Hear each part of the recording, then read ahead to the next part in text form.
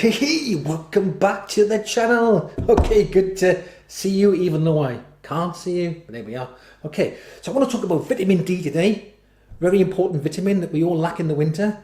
Now, how confusing is it when you look at the measurements? Okay, does my nut. Right, you go, look, right, I got 1000 IUs, 25 UGs, 10 micrograms.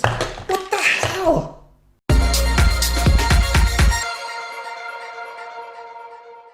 Okay, I've got my floating in the air, my floating in the air whiteboard. Okay, so what are micrograms, UGs, and IUs, international units? Okay, it's all so confusing. Why can't these companies just get together and all say, let's put the same measurement on all of them so everybody knows?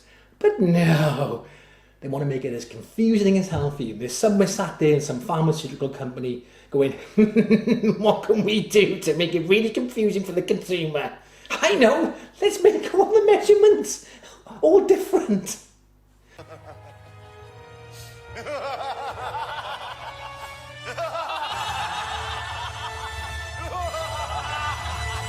So first of all, you've got micrograms and UGs. These are just the same, okay? So 25 micrograms is 25 UGs. It's the same measurement, okay? UG is just a symbol for micrograms, okay?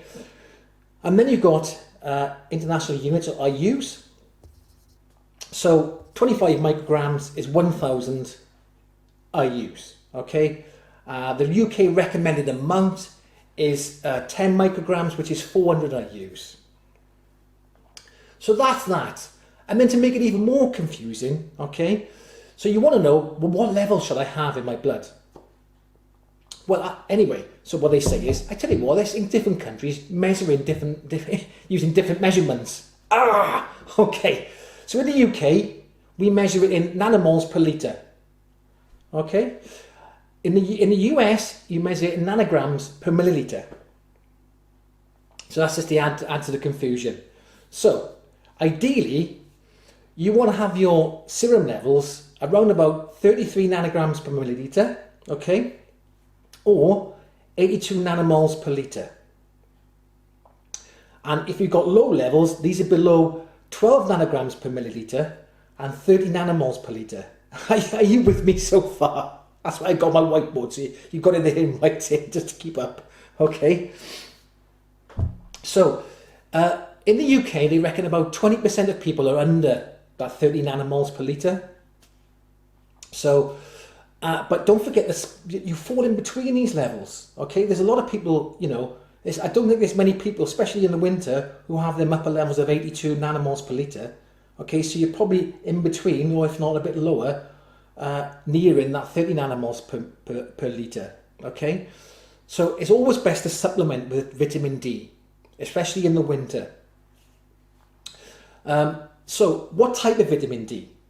Well, you've got vitamin D2, which is mainly from plants, okay? And then you've got vitamin D3. Now, vitamin D3 is what the body makes from the sun. So when we go sunbathing, okay, in the sun, bam, your body makes vitamin D.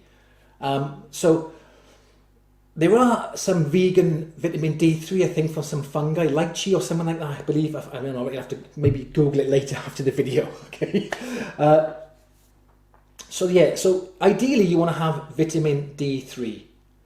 And what you'll find with these supplements, okay,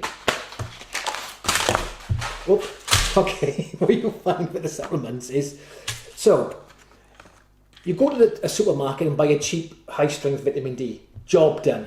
Bam. Straight in. Okay? But it just says vitamin D on them. Okay? It says 25 UG, which is 1000 IUs. Okay? I think, great. This is pretty cheap. Only paid £2 for it. But it doesn't say anywhere on there that it's vitamin D3. It just says vitamin D. So it could potentially be, I'm not saying it is, but it's potentially, because it's cheaper, it could be just vitamin D2. Okay? Right? But if you buy a more expensive one, so this actually specifies on it D3, and they'll specify on it because they want you to know it's D3, because vitamin D3 is the superior vitamin D, so they want you to know. So I would say it's worthwhile spending the extra few quid, okay, and getting the D3, if it's got D3 on it. I'm not recommending getting this company, just as long as it's got D3 on it, okay? So what do I take a day? I take 1 to 2,000 a day. I'll still even take it through the summer. Like, if it's really sunny weather, I probably won't take it at all. If I'm out in the sun a lot, I probably won't take it at all. But average UK summer is not best, so I take 1,000 a day. In the winter, I put a 2,000 international units a day, okay? Which is, I think, 50 micrograms.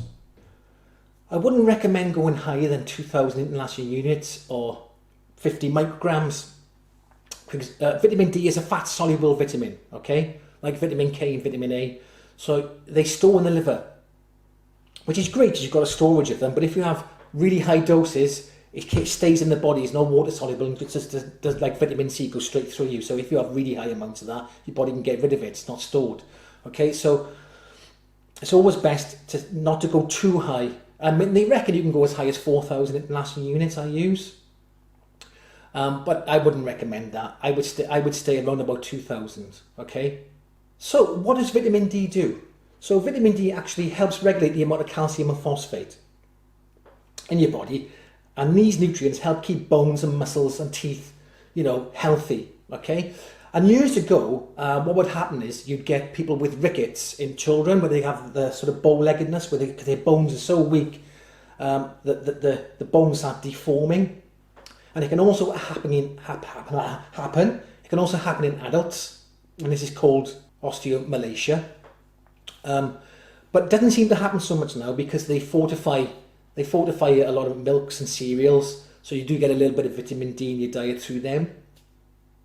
But even so, I don't think it's quite enough.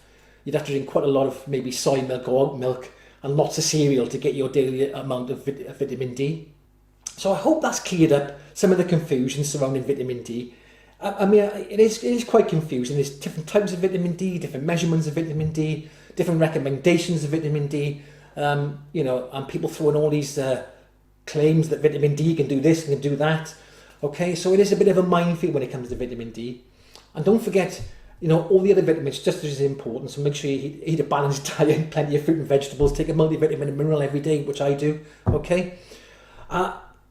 Let me know in the comment section, are any of you supplementing with vitamin D? Have any of you ever suffered with deficiency in vitamin D? I'd love to know in the comment section. Thanks for watching. Don't forget, subscribe. And if you like the video, please like the video. I'll catch you soon.